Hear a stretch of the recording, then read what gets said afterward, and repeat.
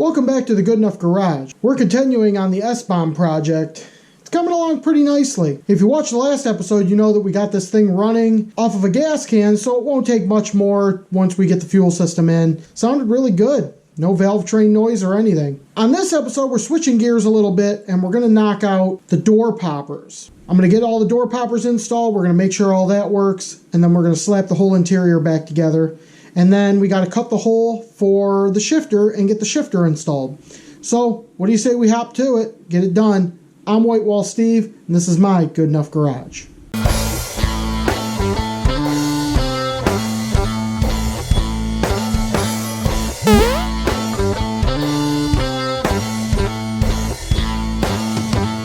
So first thing I want to do is open up the box with door poppers. Now, I'm going to include this in the price of the truck and what we're spending on the truck. This kit was $75, but I don't think it's really necessary in the grand scheme of things for your budget V8 swap, unless you're doing a shaved door kit on your S-10 or whatever you're doing. It's just a standard door popper kit, nothing crazy, nothing fancy, because I basically got the same setup as what was in the truck when I bought it. So, like, it came with these door poppers that go on the door that are spring-loaded. These are already in the doors. We're not really going to need to put those in. Comes with all your mounting hardware. Comes with an extra button that you can mount somewhere on the truck, but I don't think we're going to use that. What I am going to do is put an emergency lever on this truck on the outside of the vehicle. I'm really not going to show you guys how to do that because then anybody who sees this truck will know how to steal it.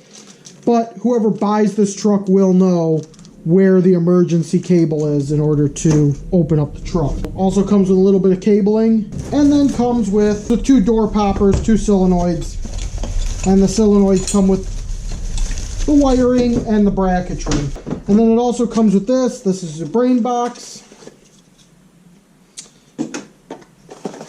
and should come with wiring for the brain box and two remotes. We'll go ahead and get this all installed and see how it works. We're going to start with that driver door, getting the solenoids installed. Once we get the solenoids installed, it's really quick, just wiring everything in. So let's get that done. Okay, so here we got the door panels off on this side. And I'm only really going to do one door, and then I'll knock out the other door off camera. There's already some wiring ran for this stuff, but we're going to completely redo all the wiring because you don't know if there's any breaks in the system. They got a lot of butt connectors, a lot of things like that. So we're just going to rip all of this out of the truck. You have to put the window up for this. Okay. There's a piece that goes in the window track right here that's got two bolts. I already got that pulled out. That gives you all the room you need in order to put this bracket in with that. So all these holes should line up pretty much the same. And then once that's done, all we got to do is just run our little loop on the latch, which they already have something kind of there, but we're going to pull all that out. Looks like they did it with zip ties. We're going to redo all that and make it real simple. I'm going to go ahead, get this done, see how this works.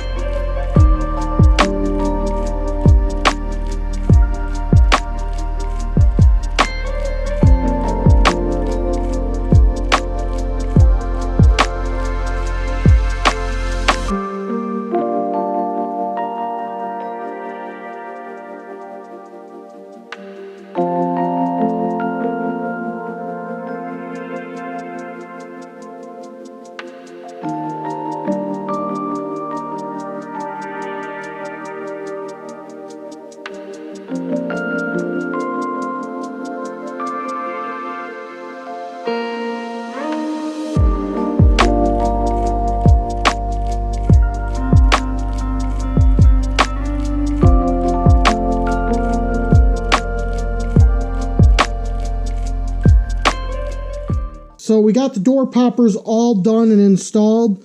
So don't mind the mess of my interior with all the crap everywhere. Work in progress.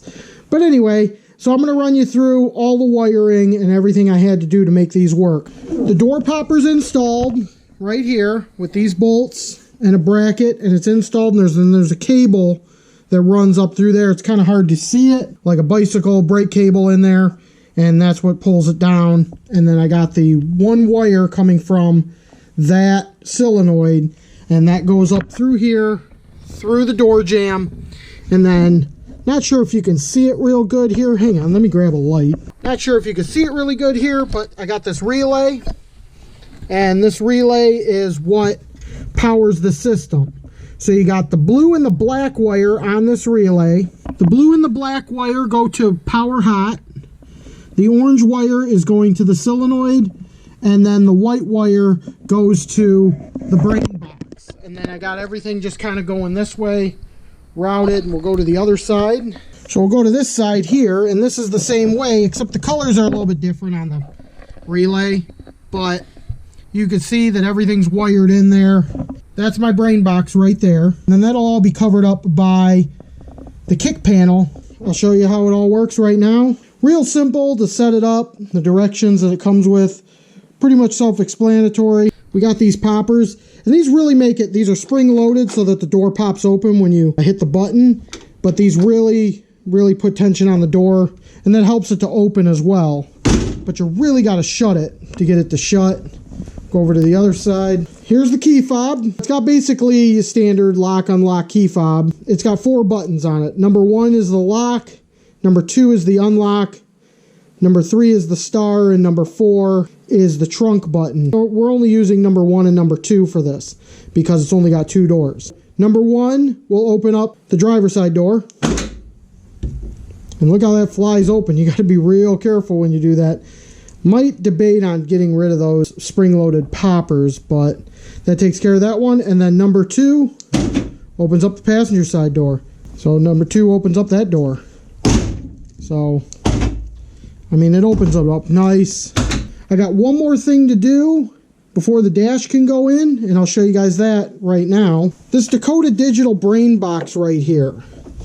So I talked about that earlier, or in the last episode I talked about that. So this brain box is what's going to control the speedometer and the tach for the stock gauges. So I got that mounted to this panel here that'll tuck up underneath the dash. I got it pretty much wired up. It's good, except I got to run the wire going to the tach and the wire going to the speedometer. So I got to figure out which wires on the back plug of the speedometer, or the gauges, take care of the speedometer and the tach. So I got to do a little bit of research on that. Then once that's done, the dash can go back in, and we can slap the interior back together.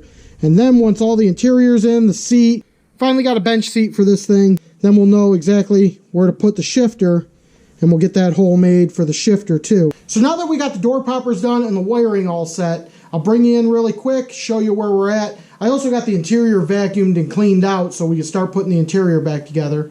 But I'm going to bring you in, show you everything we got done, and then we're going to start putting this interior together. So come check this out. Got the interior all cleaned out. We're going to have to glue this back up. I don't know how that fell down, but we'll have to get that later once, you know, that's a later thing. So the interior's all cleaned out. All the wiring's done. We got everything all squared away. I had to add an extra wire to this plug for the tach because this truck originally did not have a tach, so it didn't have it on the plug. So I added that. I'll show you what I did over on the other side too for that brain box for the interface for the Dakota digital unit. So come check this out. Okay, so me, I like to be a little extra on things. So what I did was I had all these extra plugs that my friend Jared gave me a box of them. So what I did was I made it so this plugs right into here. That way you could take this panel out. You don't have to unhook all these wires and then have to figure out where they all go. You just unplug it there. Done. You can pull the panel out, so we don't have to put this panel back in until the dash is in. We're ready for the interior to go in. So what do you say we start slapping that dash in?